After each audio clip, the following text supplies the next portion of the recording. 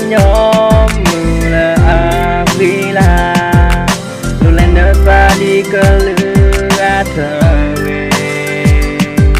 bài qua cơ tê chả na nó qua cơ đưa đuê na ye na phu ye he bên lo ye na mu nè đo mà nè đã lỡ ở quê cơ thơ lỡ nỡ từ mấy lỡ giờ từ e đó giờ tìm ba ye na bao nhiêu ta lỡ nỡ gòn đó giờ tè he bên lo na nhìn mấy nè giờ cứ nhóm mưa ôm mu nè lỡ ở quê giờ mi ye đã cơ nhau quá lỡ na thó mô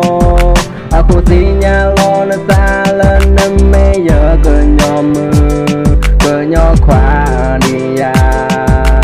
lo số ta bên nó giờ cơ nhóm mưa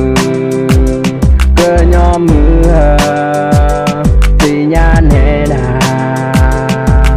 lo số giờ cơ giờ cơ nhóm mưa na na na lo số giờ cơ giờ cơ nhóm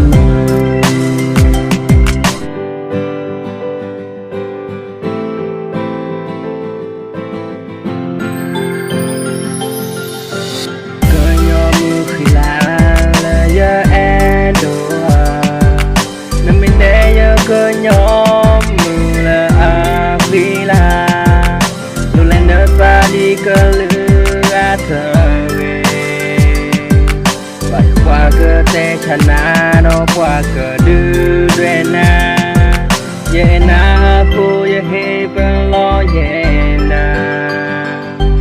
mu nè đo mà nè đã lỡ ở quê cơ thơ lỡ nỡ từ mấy lỡ giờ từ e đó giờ tìm ba ye na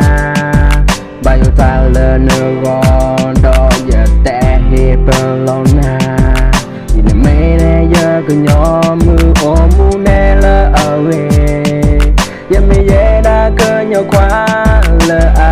na thó mô aku tinya lo na ta lên năm mấy giờ cơ nhóm mưa cơ nhau quá đi ya lo số ta bên nó giờ cơ nhóm mưa thì nhà nè là lo số giờ cơ giờ cơ nhóm